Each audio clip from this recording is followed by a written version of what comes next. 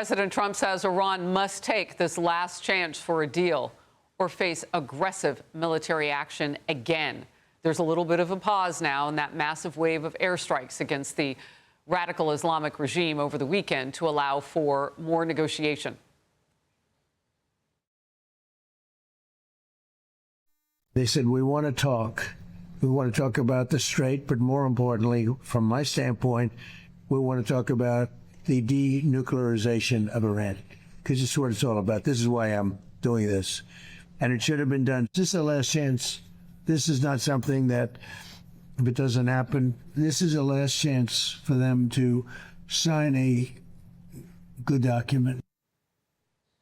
There's so much unspoken there. To sign it, as he looks off to the side, good document. I want to know. I want to go deeper with the president there and see what he's thinking. Senior White House correspondent Peter Doocy has the latest on this. Peter, he is walking out diplomacy again. Yes, and Harris, as we piece this together, it seems like these are the rare peace talks without much talking.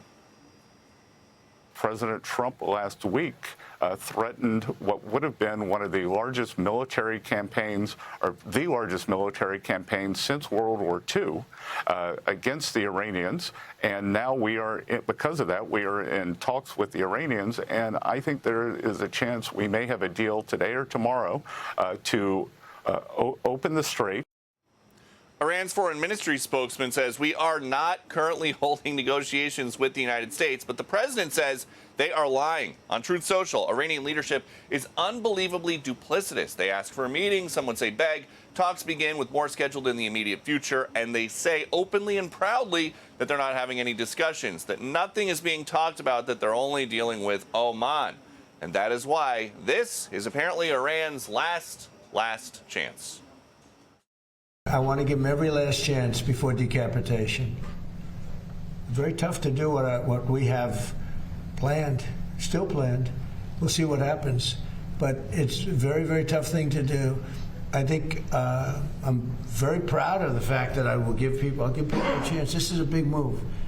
To do an attack that big on a country.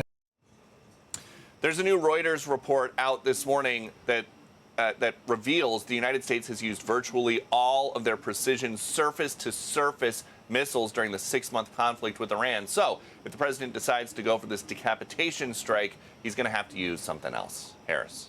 All right, Peter, thank you very much. I want to bring in former Vice President Mike Pence, actually, just his words shared how he thinks his former boss, Donald Trump, should handle Iran. Watch this.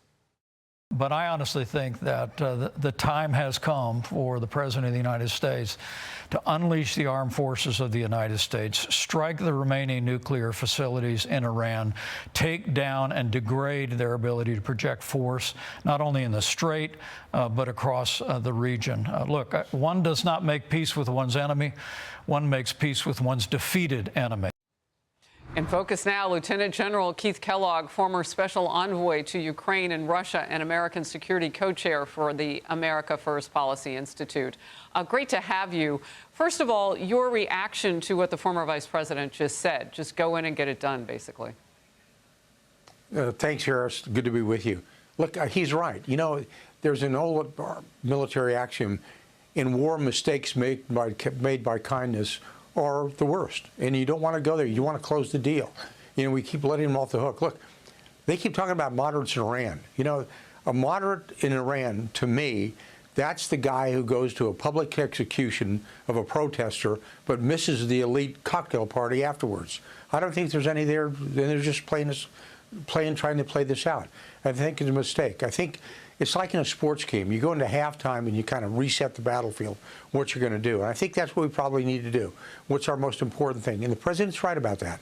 It's enriched uranium. We do not need them to be a nuclear power. We need to push that thing down the road a long, long time. JPOA allowed that to happen by 2030. This president's not let that happen. But I think what Vice President Pence said a minute ago is applying full power of the United States, militarily, she was talking about, but also economically and then diplomatically as well. And then you can really shut these guys off. You can make them become isolated. And that's what you want to do. Isolate the entire country. Retired Navy fighter pilot, Top Gun Matthew Wiz Buckley was in focus yesterday, giving his thoughts, his insight and experience into the Strait of Hormuz. Let's watch.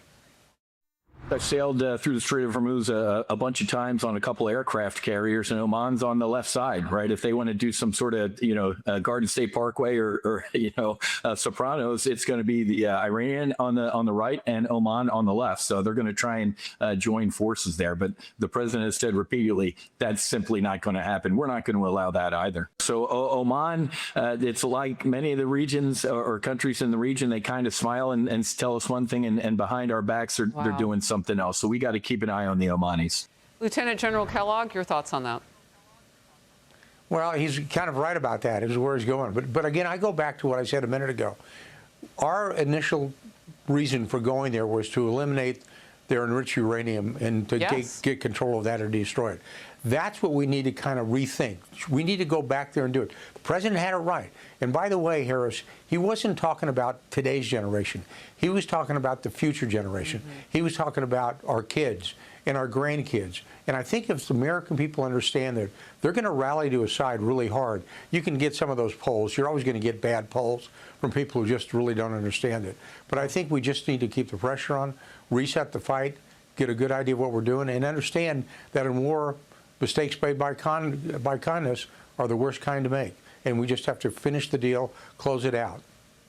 Yeah, as we watch this, and your line is so important about those mistakes, and you may be trying to do the right thing, and it doesn't turn out the way you wanted. But the president gets a lot of credit for hitting pause and diplomacy at a time when we could go in and decimate them. And he's trying to walk a thin line right now. He says this is the last chance we're covering it. I'm so happy you were my guest. Be sure to like and subscribe for all the Fox News latest on YouTube, and catch full shows streaming now on Fox One.